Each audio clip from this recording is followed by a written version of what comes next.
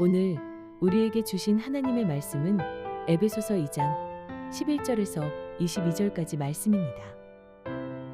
그러므로 생각하라. 너희는 그때의 육체로는 이방인이요 손으로 육체에 행한 할례를 받은 무리라 칭하는 자들로부터 할례를 받지 않은 무리라 칭함을 받는 자들이라. 그때에 너희는 그리스도 밖에 있었고 이스라엘 나라 밖의 사람이라 약속의 언약들에 대하여는 외인이요 세상에서 소망이 없고 하나님도 없는 자이더니 이제는 전에 멀리 있던 너희가 그리스도 예수 안에서 그리스도의 피로 가까워졌느니라. 그는 우리의 화평이신지라 둘로 하나를 만드사 원수된 것 곧 중간에 막힌 담을 자기 육체로 하시고 법조문으로 된 계명의 율법을 폐하셨으니 이는 이 둘로 자기 안에서 한 새 사람을 지어 화평하게 하시고 또 십자가로 이 둘을 한 몸으로 하나님과 화목하게 하려 하심이라. 원수된 것을 십자가로 소멸하시고 또 오셔서 먼데 있는 너희에게 평안을 전하시고 가까운 데 있는 자들에게 평안을 전하셨으니 이는 그로 말미암아 우리 둘이 한 성령 안에서 아버지께 나아감을 얻게 하려 하심이라. 그러므로 이제부터 너희는 외인도 아니요 나그네도 아니요 오직 성도들과 동일한 시민이요 하나님의 권속이라. 너희는 사도들과 선지자들의 터 위에 세우심을 입은 자라. 그리스도 예수께서 친히 모퉁이 돌이 되셨느니라. 그의 안에서 건물마다 서로 연결하여 주 안에서 성전이 되어가고 너희도 성령 안에서 하나님이 거하실 처소가 되기 위하여 그리스도 예수 안에서 함께 지어져 가느니라. 아멘. 교회 안에 사람들은 여러 가지 모양의 사람들이 있습니다. 한국은 단일 민족이라 하여서 여러 인종이 섞여서 살아간 지가 얼마 되지 않아 우리 교회 가운데 피부색이 다르신 분이 계시진 않죠. 그런데 인종이나 출신이나 지역이나 지위, 고하를 막론하고 상관없이 모든 사람이 함께 할 수 있는 공동체가 교회입니다. 만약 인종이나 지역이나 어떤 신분 때문에 교회 안에 속해 하지 못하고 그리고 같이 함께 하지 못하고 당신은 안 됩니다 라고 거부를 당한다면 예수님도 그 교회 공동체 안에 함께 할 수 없습니다. 놀랍게도 신앙의 깊이도 교회 안에 사람들마다 다 다릅니다. 몇 대째, 우리 교회도 3대째, 4대째 신앙생활을 하시는 분들이 계시겠죠. 그런데 지금 방금 예수님을 영접하며 믿음의 걸음마를 시작하신 분도 계십니다. 그러니까 교회 안에 신앙의 연수도 깊이도 다 다양합니다. 그런데 그 교회가 거룩한 사람만, 뛰어난 사람만, 그리고 능력 있는 사람이 모여서 공동체를 이루는 것이 아니라 교회 공동체는 다른 말로 말하면 죄인들의 공동체입니다. 교회에 다니면서 나는 의로운 사람이고 나는 거룩한 사람이고 나는 떳떳한 사람이라고 말하는 사람이 있다면 그 사람은 아직 예수님을 만나지 못한 사람일 것입니다. 왜냐하면 예수님을 구주로 영접한 사람은 자신이 누구라고 생각할까요? 죄인이라고 생각할 겁니다. 자신이 죄인인 것에 대해서 고백하지 않는 사람은 예수님을 만날 수가 없어요. 대표적인 사람들이 누구죠? 바리새인들입니다. 예수님이 눈앞에 계심에도, 인류의 구원자 되시는 우리 예수님께서 눈앞에 계심에도, 그렇게 자신들이 수천 년 동안 기다려왔던 메시아가 자신들의 눈앞에 계심에도 그들은 예수님을 죽이고 거부하고 예수님과 함께하지 않습니다. 그러기에 교회 공동체는요, 죄인이라 고백하는 사람들의 공동체, 죄인들의 공동체라고 이야기할 수 있습니다. 불완전하고 연약하고 힘든 사람들, 부족한 사람들, 여러 종류의 사람들이 함께 모여 있으니까 뭐가 생길 수 있을까요? 갈등이 생길 수 있습니다. 초대교회 안에서도 그랬어요. 헬라파 유대인, 히브리파 유대인, 서로 말이 잘 안 통하니까 갈등이 생기는 거예요. 전라도 사람, 경상도 사람, 서로 사랑하지 못해서 갈등이 생기는 게 아니라 언어가 다르니까 조금 뭔가 이야기하는 게 좀 달라지니까 저 사람이 나를 미워하나 이런 생각들이 들 수는 있지만, 분명한 사실은 그 안에서도 갈등이 있고 질투의 모습이 있고 부족함과 연약함이 있어도요, 오늘 본문에 하나님께서 뭐라 그러시죠? 사도 바울을 통해서 우리에게 하시는 말씀은 이런 불완전한 교회를 하나님이 거하실 초소, 하나님의 성전이라고 이야기를 합니다. 바울은 고린도전서 3장 16절에서 이렇게 얘기합니다. 너희는 너희가 하나님의 성전인 것과 하나님의 성령이 너희 안에 계신 것을 알지 못하느냐. 날마다 똑같은 죄로 넘어지고 수많은 시기와 질투와 다툼 가운데 마음이 너무도 힘들고 인간적인 연약함과 부족함이 넘쳐나고, 그런데 이런 모습을 가진 우리 자신만 봐도요, 하나님의 성전이라고 이야기할 수 있을까? 이런 생각이 들지 않습니까? 지금 이 자리에 서서 말씀을 전하고 있지만 제 자신을 가만히 하나님 앞에서 들여다보며 이 말씀을 전하기 전에 주님 앞에 나아가 보면 감히 하나님 앞에 서지도 못하는 사람이 주의 말씀을 들고 전한다라고 서 있는 것 자체가 과연 올바른 것인가, 가능한 것인가 라는 생각이 들 때가 한두 번이 아닙니다. 그런데 우리가 어떻게 하나님의 성전으로, 하나님의 거하시는 거룩한 처소로 지어져 갈 수 있을까요? 정답은 22절에 나와 있는 것처럼 예수 그리스도와 함께 지어져 가기 때문에 가능한 것입니다. 예수님으로 말미암아 우리는 하나님이 거하실 처소로 지어져 갑니다. 어떻게 그렇게 지어져 가는지 우리가 예수 그리스도라는 그 정답을 가지고 오늘 말씀을 한번 살펴보기를 원합니다.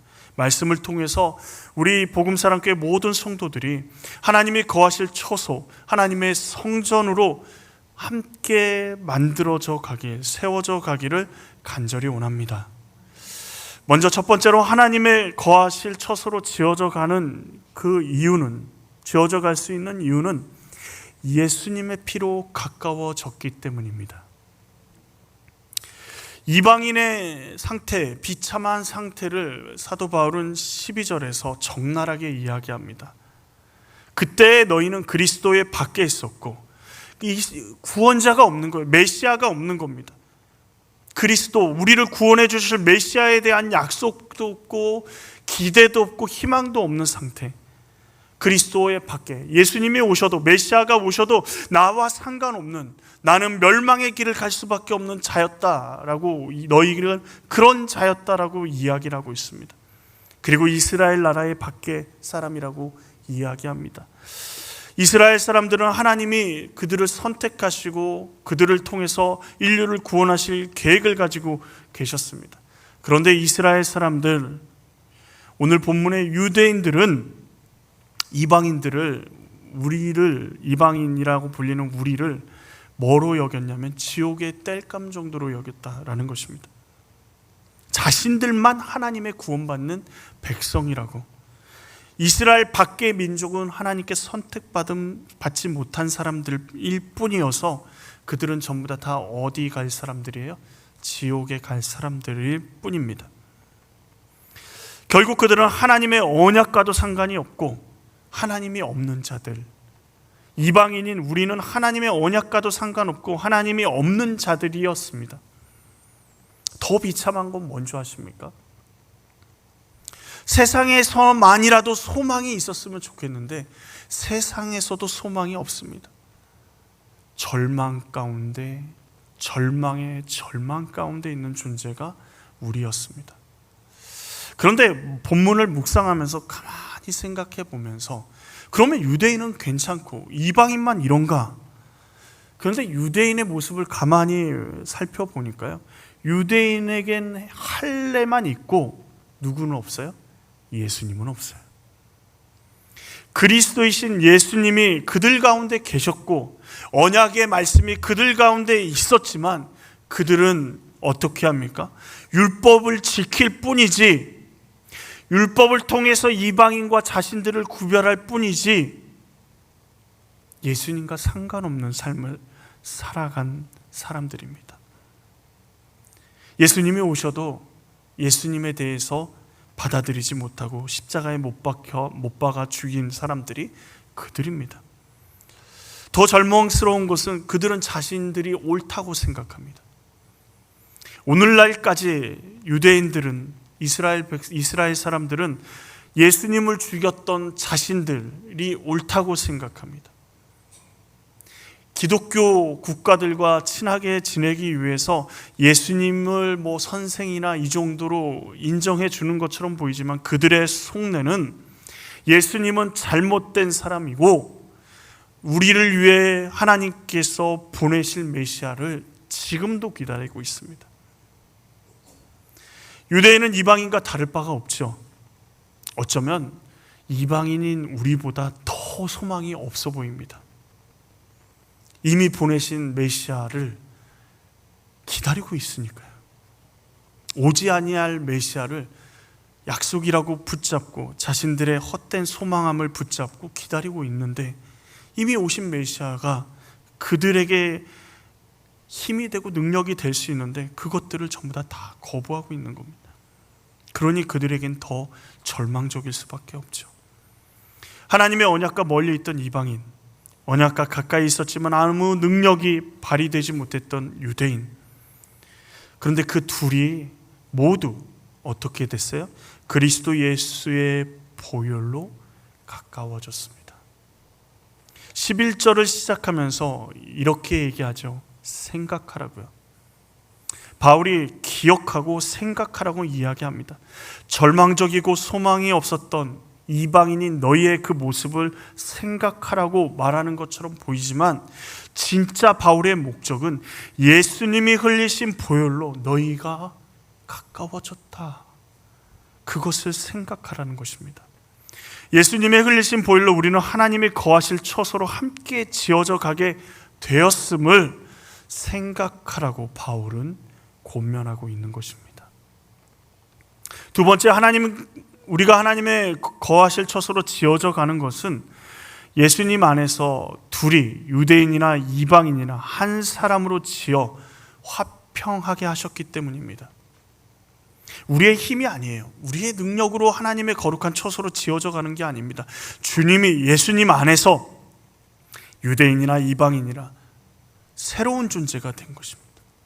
화평이 없는 사람들에게 예수님은 화평으로 오셨습니다.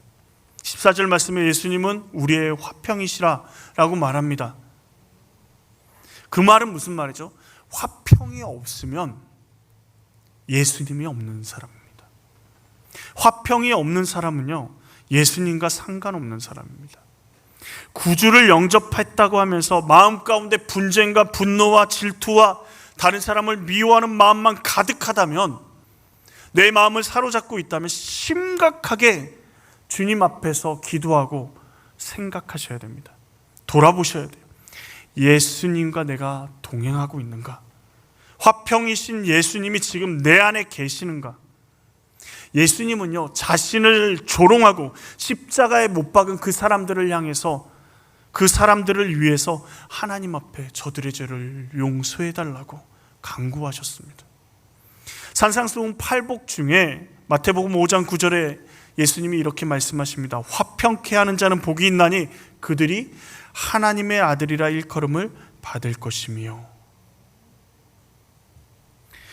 그러므로 하나님의 거하실 처소로 지어져가는 우리에게, 예수님이 우리 안에 오시고 예수님과 함께하는 우리에게 화평은요, 당연한 것입니다.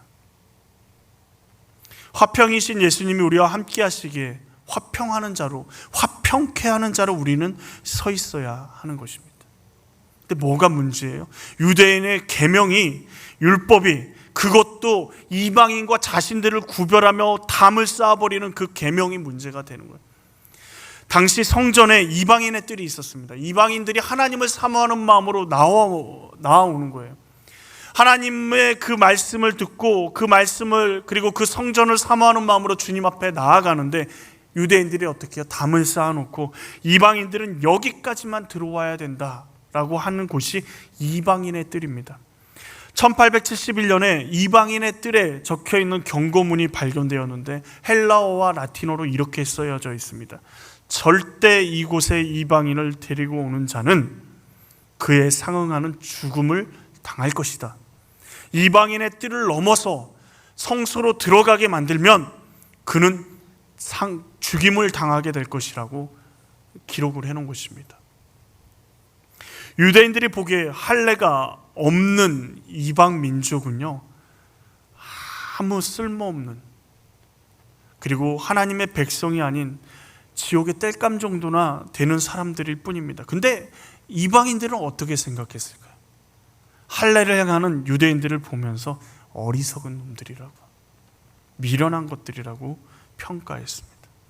그러니 서로 미련하고 서로 쓸모없고 서로 잘못됐다라고 이야기하는 이 둘의 사이는 서로 넘을 수 없는 담이 쌓여져 있는 것이죠. 이런 상황 가운데 화평을 깨는 율법을 화평이신 예수님이 자신의 몸으로 패하시고 유대인과 이방인을 한 세 사람으로 지어서 화평하게 하셨습니다. 십자가에 달려 죽으심으로 성소의 휘장이 위에서부터 아래로 찢어졌습니다. 이 말은 하나님께 나아가던 막았던 모든 담들이, 우리 사이에 막혀있던 모든 담들이 예수 그리스도의 십자가의 죽으심으로 다 무너져 버리고 이방인과 유대인을 구별하는 모든 율법이 예수 그리스도 안에서 다 패해지고 그 경계가 사라졌음을, 오늘 본문 말씀대로 하면 한 세 사람으로 지어졌음을, 고린도 후서 5장 17절에 그런즉 누구든지 그리스도 예수 안에 있으면 새로운 피조물이라 이전 것은 지나갔으니 보라 새 것이 되었도다 라고 말씀하신 것처럼 새로운 피조물로 만드셨습니다. 이제 더 이상 이방인도 유대인도 아니라 새로운 피조물로 만들어진 그리스도인, 하나님의 자녀가 된 것입니다. 그러니 교회 안에 차별을 두고 무시하고 파별을 두고 그리고 다른 사람을 미워하며 쫓아내려고 하는 그 모든 일들은 새로운 피조물로 그리스도인으로서 해서는 안 되는 일입니다. 우리는 이방인도 아니고 유대인도 아닙니다. 우리는 하나님 나라의 백성, 새로운 피조물입니다. 여러분, 우리는 한국인도 아니고, 이렇게 얘기하면 그런가요? 한국인도 아니고 동양인도 아니고 흑인도 아니고 그런 것들 다 소용없습니다. 하나님 나라의 백성, 주님 예수 그리스도 이름 안에서 우리는 하나입니다. 십자가로 새로운 피조물로 우리를 만드시고 화목케 하신 예수님이 얼마나 대단하시냐면 원수 된 것조차 십자가로 소멸시켜 버리십니다. 십자가의 사랑을 받은 사람은요, 어떻게 돼요? 원한이 깊이 뿌리 있게 우리의 마음 가운데 붙잡고 있던 것들이 다 십자가 앞에서 소멸되어 버린다는 것입니다. 누구를 미워하고 그 사람이 내가 되갚아주리라는 그 강력한 원한의 마음, 원수 지는 그 마음을 십자가 앞에서 주님께서 사라지게 하신다라는 것입니다. 그게 십자가의 능력이고 새로운 피조물의 모습입니다. 예수님이 원수를 사랑하라고 말씀하십니다. 원수를 사랑하실 수 있습니까? 어떠신가요? 사랑하라는 이 말씀 전제 자체가요, 예수님의 십자가의 사랑을 받은 자들에게 하신 말씀입니다. 다른 말로 예수님의 사랑을 받아들인 사람만이, 곧 새로운 피조물이 된 그리스도인만이 사랑할 수 있는 것입니다. 자신의 의지로 원수를 용서한다고 얘기할 수 있죠. 그 사람 용서합니다 라고 용서를 고백하고 용서해 줄 길을 위해서 탄원수도 쓸 수도 있고요, 여러 가지 것들을 자신의 의지로 할 수 있습니다. 그런데 그 속은 어떨까요? 용서하고 싶은 마음이 1도 없는데 주위 상황과 환경에 따라, 주위 사람의 눈초리 때문에 용서하겠다라고 이야기는 하지만 속은 그 사람에 대한 원한과 그 사람에 대한 미움이 가득 차 문드러져 가는 그 상황 가운데 그것을 용서라고 할 수 있을까요? 원수 사랑의 방법은요, 예수님의 십자가로 나아가는 것뿐이 없습니다. 우리 안에 사랑할 수 없는 사람, 미움과 증오가 생길 때 새로운 피조물인 우리가 해야 될 것은 그 사람 앞에 나아가서 내가 너를 용서할게, 내가 너를 사랑할게가 먼저가 아니에요. 우리 마음 가운데 미움과 증오, 그 모든 마음의 아픔, 쓴뿌리들이 우리를 붙잡고 있을 때 새로운 피조물인 우리가 해야 할 일은 십자가 앞에 나아가 우리를 용서하신 예수님의 사랑을 깊이 묵상해야 합니다. 우리의 연약함과 부족함을 고백하며 예수님의 십자가 앞에 머물러야 합니다. 십자가의 사랑이 우리의 아픔과 슬픔, 증오, 미움을 예수님의 사랑으로 바꿀 때까지 주님 앞에 나아가면 결국 원수된 것은 소멸하게 되어 있습니다. 사랑하면요, 다 사라집니다. 미웠던 것들이 다 사라져요. 예수님이 십자가를 지신 이유는 예수님께서 새로운 피조물로 우리가 하나 되게 하시기 위해서 평안을 전하신 이유도 18절에 나와 있습니다. 우리 18절 말씀을 같이 한번 읽어볼까요? 이는 그로 말미암아 우리 둘이 한 성령 안에서 아버지께 나아감을 얻게 하려 하심이라. 예수님으로 말미암아 둘이 하나가 됐어요. 우리가 함께 성령님의 인도함을 받습니다. 전혀 다른 종족, 전혀 다른 사람이 둘이 하나가 되어서 어떻게 성령의 인도하심을 따라 누구를 향해 갑니까? 하나님을 향해 나아가게 되는 겁니다. 죄로 인해서 깨어졌던 하나님의 관계가 회복되는 것이 어디서부터예요? 십자가에서부터예요. 막힌 담이 무너지고 새로운 피조물이 되어서 해야 될 일이 뭐예요? 하나님께 나아가게 하시기 위해서 그렇게 하신 것입니다. 다른 말로 십자가로만 하나님께 나아갈 수 있습니다. 하나님과의 하나님 관계의 회복은 십자가로만 가능합니다. 우리가 하나님의 성전으로 세워져 가는 길도 십자가의 사랑과 은혜가 없이는 불가능합니다. 우리가 새로운 피조물로 하나님의 자녀라는 사실을 확증하는 길도 예수님의 십자가 사랑 외에는 없습니다. 그래서 우리는 하나님의 거하실 처소로 그리스도 예수 안에서 하나님의 처소로 함께 지어져 가는 사람들입니다. 놀랍게도요, 십자가의 사랑으로 화목게 된 우리는 하나님의 나라의 백성이라 불리게 되고 하나님의 권속, 하나님의 가족이 됩니다.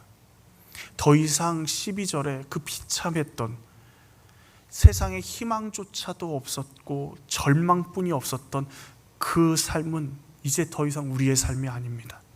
하나님이 우리를 뭐라 부르셔요? 하나님의 권속, 가족이라 불리십니다. 가족은 어떻죠?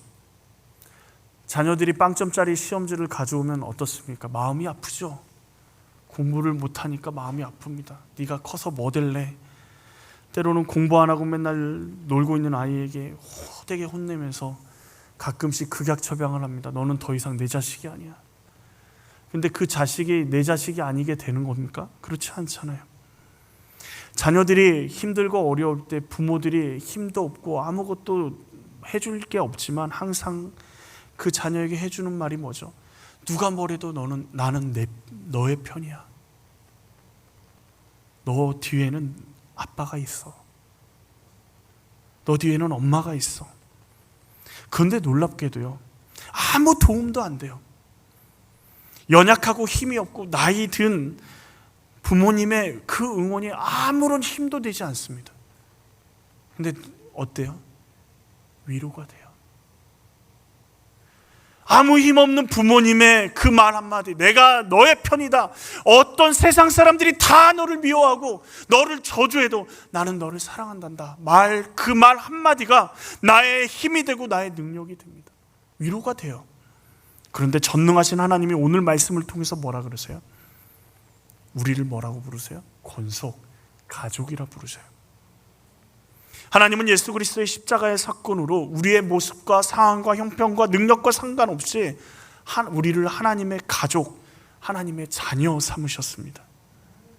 하나님은요, 우리의 뛰어남과 잘남과 멋있음과 세상 사람들에게 존경을 받는지 손가락질을 받는지와 상관없이 뭐라고 말씀하세요? 너는 내 자녀야 라고 말씀하시는 거예요. 우리는 이전과 완전히 다릅니다. 새로운 피조물, 새로운 존재로 우리를 하나님이 만드셨습니다. 우리는 더 이상 죄로 종노릇하는 사람, 세상에서 종노릇하며 죄악 가운데 살아가는 사람들과 다릅니다. 우리는 예수님의 십자가로 새로운 피조물이 되었습니다. 그래 우리를 막는 모든 벽들은, 하나님 앞에 나아가는 것을 막았던 모든 벽들은 다 무너져 버렸습니다. 그리고 누구도 우리를 하나님 앞에 나아가는 것을 막을 수 없습니다. 왜요? 우리는 하나님의 자녀이기 때문에 그래요. 하나님의 자녀가 되니 이제는 어떤 상황이 벌어집니까? 어떤 일이 벌어질까요? 하나님의 자녀가 되니까 세상을 바라보는 시각이 달라져요. 자, 환경 보호를 왜 하시죠? 탄소 중립을 위해서 여러 가지 활동들을 합니다. 왜 할까요? 환경이 지금 지구온난화로 파괴되면서 사람이 점점 더 어려워지고 다음 세대에게 올바른 환경을 물려주지 못하기 때문에 그런 경각심을 가지고 우리 모두 환경을 보호해야 합니다 라고 누가 얘기해요? 세상 사람들이 이야기합니다. 근데 그리스도인들은 왜 환경을 보호해야 될까요? 그리스도인들은 왜 탄소 중립을 적극적으로 해야 될까요? 세상 사람들처럼요? 아니요. 우리가 하나님의 자녀이기 때문에요. 이 세상이 누구 거예요? 하나님 거세요. 이 세상이 하나님의 질서를 따라 움직입니다. 그런데 우리 인간의 욕심과 죄악 때문에 자연이 하나하나, 하나님이 만들어 놓으신 아름다운 자연이 하나하나 파괴되는 거예요. 우리 아버지께 파괴되는 거예요. 그게 무슨 말입니까? 우리 것이 파괴되고 있는 거예요.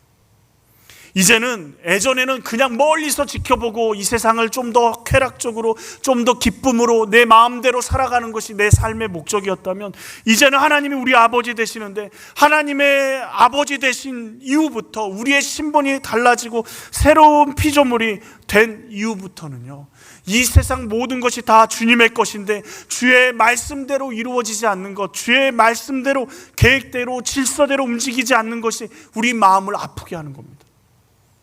세상 사람들은 살기 위해서 자연 보호하지만 우리는 하나님을 사랑하기 때문에 자연을 보호하는 거예요. 관점이 달라지는 겁니다. 생각이 달라지는 거예요.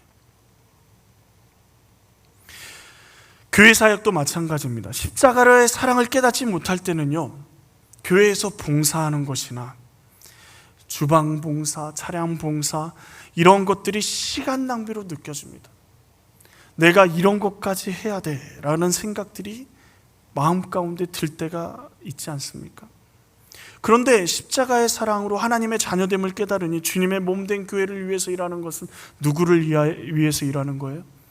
하나님을 위해서 일하는 거죠. 그러나 넓게 보면 누구를 위해서 하는 겁니까?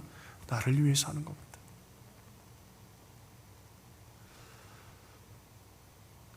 조금 더 예를 들면, 우리와 피부색도 다르고 한 번도 본 적이 없고 언어도 다른 저 아프리카 선교지, 동남아시아 선교지에 선교사님의 사역이 왜 우리 마음을 울리고, 왜 우리가 그 선교사님의 사역을 함께 하려고 하고, 할 수만 있으면 가서 함께 돕고 싶어 하고, 할 수만 있으면 더 많이 하고 싶어 하는 이유가 뭡니까?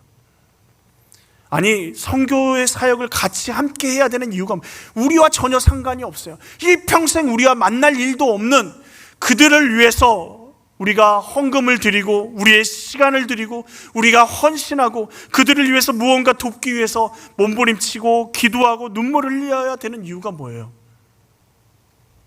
그게 누구의 일이기 때문에요? 우리 아버지 되시는 하나님의 일이시기 때문에. 더 이상 교회 사역이 나와 상관없는 일이 될 수가 없습니다. 우리의 아버지 되시는 하나님의 사역, 사도들로부터 선지자들로부터 이야기되었던 그들이 감당했던 사역들, 말씀들이 전부 다 우리 하나님 나라의 상속자인 우리를 향한 말씀이 되고 우리의 사역이 되는 것입니다. 예전에 나와 상관없던 일이 십자가의 은혜로 하나님의 자녀가 됨으로 그것이 우리의 사역이 되고 우리의 일이 됩니다. 그런데 우리가 그 일을 위해서, 하나님의 성전이 되기 위해서, 하나님이 거하시는 처소가 되기 위해서 우리 힘으로 그 일들을 해 나아가는 겁니까? 놀랍게도 성전의 모퉁이 돌, 기둥이 누가 되신다고 말씀하세요? 예수님이 되신다 말씀하십니다. 성전으로 지어가는 우리의 삶의 기초가 누가 되시는 겁니까? 예수님이 되어주시는 겁니다. 예수님께서 성도와 성도 사이를 어떻게 해요? 연결해 주시는 거예요. 전혀 모르는 분이 교회에 오셔도요, 예수 그리스도 이름 안에서 우리와 함께 할 수 있고, 함께 기도할 수 있고, 함께 울 수 있고, 서로를 위해서 기도하자면 함께 눈물을 흘리며 기도할 수 있는 이유가 뭡니까? 예수님 때문입니다. 오랜 시간 교제해 왔던 그 관계도요, 어떻습니까? 그 관계가요, 어느 일정 선을 넘어서면요, 서로를 괴롭힙니다. 서로를 힘들게 하고 서로를 상처를 줍니다. 근데 놀랍게도요, 그런 밀접한 관계, 친밀한 관계 가운데 예수님이 함께 하시면요, 예수님이 그들 가운데 함께 거하시면, 예수님이 그들의 삶 가운데 동행하시기 시작하면요, 어떤 친밀한 관계도요, 더 깊어지고 그 관계의 질이 이전과 달라집니다. 그런데 놀랍게도 예수님이 없으면요, 우리의 관계는 말이 안 되는 관계잖아요. 30년 동안 봐왔고 40년 동안 봐오고 앞으로 죽을 때까지 볼 관계지만 예수님이 없다고 생각해 보십시오. 만날 만한 사람인가요? 예수님이 없다고 생각해 보십시오. 지금 여러분 제 말을 여기서 듣고 계실 수 있겠습니까? 다 헛소리죠.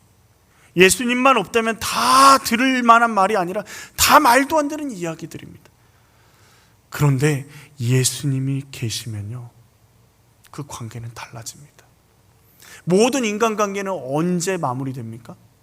아무리 깊은 관계도요, 부부 언제 이별하죠? 죽을 때요. 죽음은 갈라놓습니다. 죽음이 갈라놓을 때까지 부부로 살지만 죽음 이후로는 끝나는 거예요. 모든 관계는 다 마찬가지입니다. 부모, 자녀와의 관계, 친구와의 관계 다 마찬가지예요. 죽음으로 끝나요. 그런데 예수 그리스도 안에서의 관계는 어떻습니까? 영원합니다. 옆 사람 한번 봐보십시오. 지긋지긋하신가요? 마음 굳게 잡아 매십시오. 이 관계는 영원한 관계입니다. 그러면 어떻게 하셔야 돼요? 미움 빨리 내버리셔야 돼요. 어떻게 하셔야 돼요? 영원히 볼 관계잖아요. 예수님 안에서 어떻게든 주님 안에서 그 관계를 풀고 사랑으로 덮고 품고 나아가야 돼요. 누구처럼요?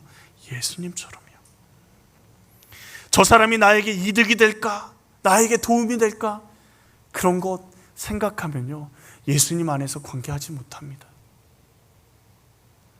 나중에 하나님 나라에 가서 내가 당신과의 관계 가운데 돈 계산하고 내 이득 계산하고 이랬다고 다 까발려지면 얼마나 창피하겠어요.